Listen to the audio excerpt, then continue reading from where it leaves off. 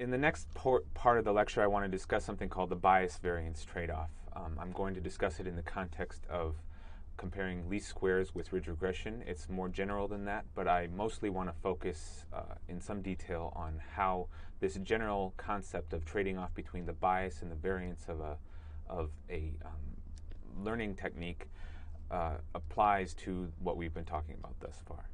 So in order to give a bias-variance analysis, we are going to go one step further, and we're going to continue with our hypothesis that we discussed last time of a generative model of the response vector y. So remember from last time, from previously, the vector y was now an n-dimensional vector containing all of the responses from our data set. And we modeled that vector as being a multivariate Gaussian random variable where the mean is equal to the matrix X, where we have taken each covariate vector and put it along a row of the matrix X, and times a regression coefficient vector W. And we add to that zero mean Gaussian noise, having the covariance sigma squared I. And so we believe that there is some true vector W generating our data. We hypothesize this, but we don't know what it is. So we saw previously how using least squares, by minimizing the sum of the squared errors, the least squares solution, which has this form, is unbiased, meaning that the expected value of our least squares solution under this hypothesis is equal to the true vector W. However, the variance of our least squares solution can be very large depending on whether this inverse matrix has very large values. By contrast, we saw that the ridge regression solution is equal to this, where we've simply added a term, a value to the diagonal of this matrix X transpose X before inverting it. And we didn't show, but using exactly the same procedures as previously, we can show that the expected ridge regression solution under this model hypothesis is equal to this. And the variance of the ridge regression solution is equal to this, where we define the matrix Z to be like this. So these are just terms that we can calculate. We have the matrix X. We define lambda. So we can calculate this term with what we have. We can't calculate this term because we don't have the true vector W, but we know that our expected ridge solution relates to the true vector W by pre-multiplying by this matrix. And as a sanity check, we can let lambda go to 0, and we would realize that then the inverse of this matrix would cancel with this matrix, and so we would have W. And similarly, letting lambda go to 0 will cause the variance to revert to the least squares variance. Okay, so the expectation and the covariance of the least squares and the ridge regression solutions, they give us some insight into how well we can hope to learn the true underlying vector W in the important case, so this is an important caveat, in the case where our modeling assumption is correct, meaning the case where this is the correct model assumption. So even though that's likely not going to be the case, it may seem reasonable to us, and so we can, based on that assumption, perform the following analysis. So we saw how least squares is nice because it's unbiased. The expected solution is the truth, but it potentially has very high variance, whereas the ridge regression solution is biased, so it's not we don't expect it to be the truth, but it potentially has much lower variance than the least squares solution. So which is preferable? So in order to say which is preferable, we have to define some sort of a measure, as usual, of quality. So how good are each solutions? In order to say that, we need to say what we're trying to do. So ultimately, what we really care about is how well are solution for W is going to generalize to new data. So that's what we're going to ultimately do with least squares. We're going to learn the least squares vector W, and then we're going to predict new data. So for a new incoming X naught, we're going to predict the response Y naught as the dot product between X naught and the least square solution. And similarly with ridge regression, we're going to replace the least square solution with the ridge regression solution. So this is what we care about. How well are we going to do with future data? So we should try to come up with our measure of quality that takes this into account. So previously we saw that by minimizing the sum of squared errors, there was a relationship to maximum likelihood for the Gaussian model. So Gaussian somehow takes squared error into account when optimizing. So if this is the model assumption that we're going to make for least squares in ridge regression, then the performance that we use on new data to measure their quality of these solutions should also take into consideration the squared errors. So that's what we're going to do. When we calculate the quality of the least square solution versus the ridge regression solution, we're going to use this measure to do so. So what this is saying is we want to calculate the expected squared error of our prediction of Y naught given X naught and given all of the previous data that we've seen. So what we're integrating out here is the vector Y. So that's what I have written here. So this expectation can be written so, where we take the function that we're interested in and replace it here. And then we integrate over both the distribution on Y given X and W. So for a particular W, we calculate the distribution on Y. And also the distribution on the new response given the true but unknown vector W, and given the covariates, the new covariate vector X naught. So it's a bit weird the way I've written it here, but W hat is either the least squares or the ridge regression solution.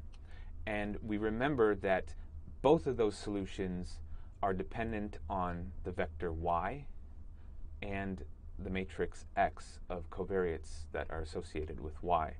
So when we're integrating out Y, that integral is going to impact how Y how Y functions in this vector W hat. So what we're really integrating out is all response variables, both what we've seen in the past and also what we're going to see in the future.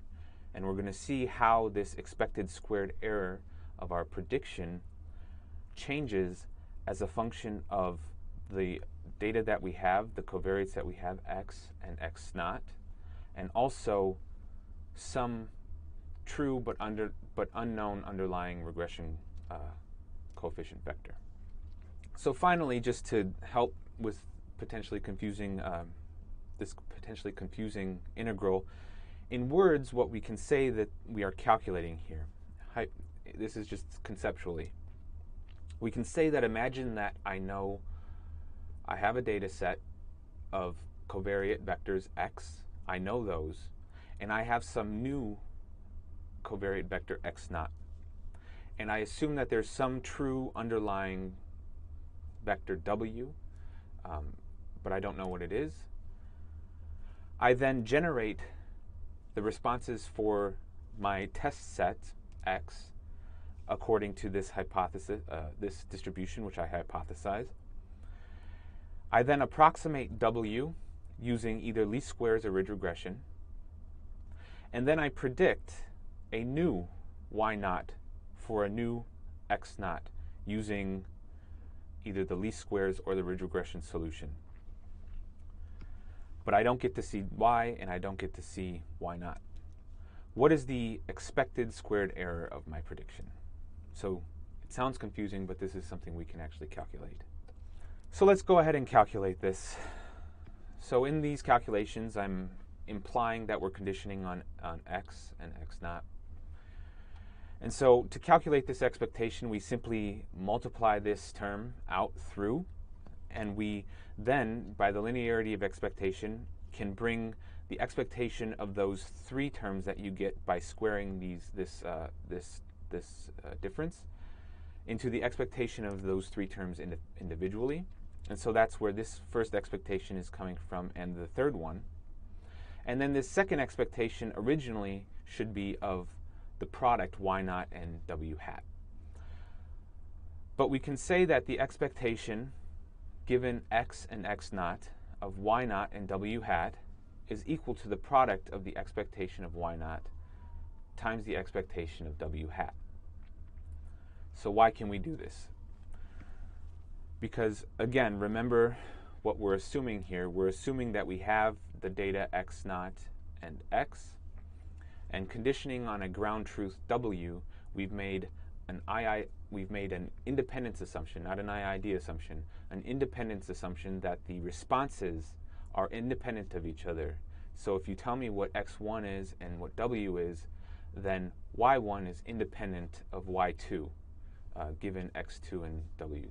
So let's also review some facts, that the expectation of the outer product of a vector is equal to the variance of that vector times the outer product of the expectation of that vector.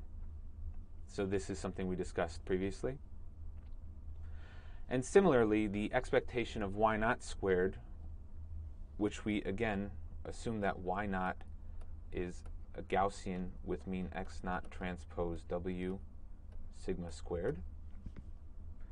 So therefore, under this model hypothesis, the expectation of y naught squared is going to be equal to sigma squared plus the mean squared.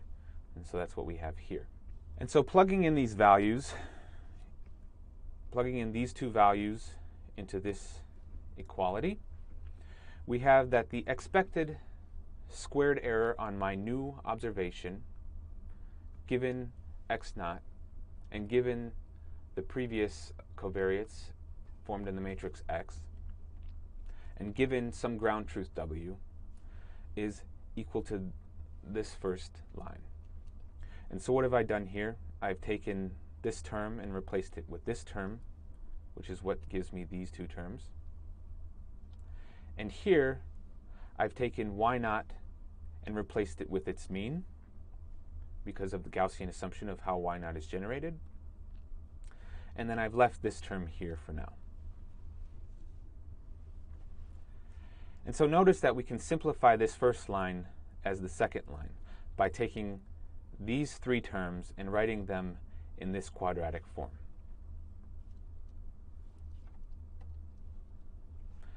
And so now we just need to input the variance of our either the least squares or the ridge regression solution, and the expected value of the least squares or the ridge regression solution, depending on whether w hat is least squares, we're using least squares, or ridge regression.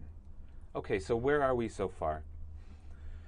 To review, we've shown that if we make the hypothesis that we generate a data set of n observations according to this model, where we have our covariate matrix, where we take each corresponding covariate vector xi and put them along the rows of the matrix X, and some true but unobserved covariate coefficient vector W. And then we generate Y. I'm sorry, there should be an identity matrix here. We generate Y from a Gaussian with this mean and this covariance. And we also generate a new Y from the same exact model, except for restricted to a new observation. We then approximate the true but unobserved coefficient vector W with W hat according to some algorithm, either least squares or ridge regression or some other algorithm. Then what we can say is that the expected squared error on our new observation, given the covariates associated with that new observation and given all of the covariates of the tests of the training set that we use to learn W hat is equal to the noise of the original problem, so we can never get rid of this noise. It's equal to the noise of the observation plus these two terms. And these two terms correspond to our uncertainty about the W hat and its relationship to the true underlying W. So it corresponds to our uncertainty of how, for example, the least squares solution relates to the true solution, or the ridge regression solution relates to the true solution, or the solution found by some other algorithm relates to the true solution. So the first term is the squared bias. So notice that this term factors in how our expected solution differs from the true solution, or the true vector that we're approximating. So, for example, with least squares, the expectation of the least squared solution is equal to the ground truth, and so this term will be equal to 0.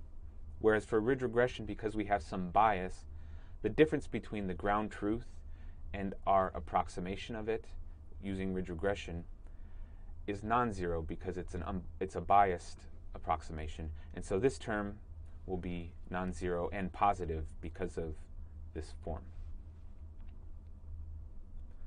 The second term then accounts for the variance of our solution. So, for example, we would insert the variance of our least square solution, or the variance of the ridge regression solution here, and then take this quadratic, solve this quadratic term, and then add those two together. So it's very clear from this derivation that how well we expect to do on new data, given the algorithm that we use to learn to approximate W with some old data, is going to take into account these three terms. The first term is simply the model noise, which we can never get rid of. It's the noise of the sensor that we're using or something like that. The second term is how close we expect our solution to be to the truth. So how biased is our solution? And the third term is how much variance is there in our solution. So a solution that has low bias but very high variance, so no bias, and very high variance, which the least squares solution can have, will have this term equal 0, but this term might be massive. Whereas another solution, like the ridge regression solution, which has some bias but potentially much smaller variance, can then trade off some non-negative, some positive value here for a very big reduction of the value here from the least square solution. So that's the bias variance trade-off. And so you could see how with the ridge regression solution, hypothetically, it's possible that whereas we give up something by adding some bias, we can reduce the variance so much that the sum of the two is much less than the original variance term for least squares. And so what these all end up being, these values, all depends on our data. So for the expectation, we can input this for least squares, and the variance we can input this. Notice that for the variance term, we have everything necessary to calculate it. This is the data that we have. Whereas for ridge regression, this is our bias term, and this is our variance term. So we can again calculate the variance. So we can compare the variance of the ridge regression solution to the least square solution. However, for the ridge regression solution, we don't know what W is. And so even though we can calculate this term, this entire term for least squares, because W cancels here, for ridge regression, we still have W in this term. And so the bias really depends on what the value of W is. So we can make some statements potentially about values for W that where it works out very well, or values of W where this term blows up, and also the relationship of our solution to the new observation that we're trying to make a prediction for is factored in by using x naught here.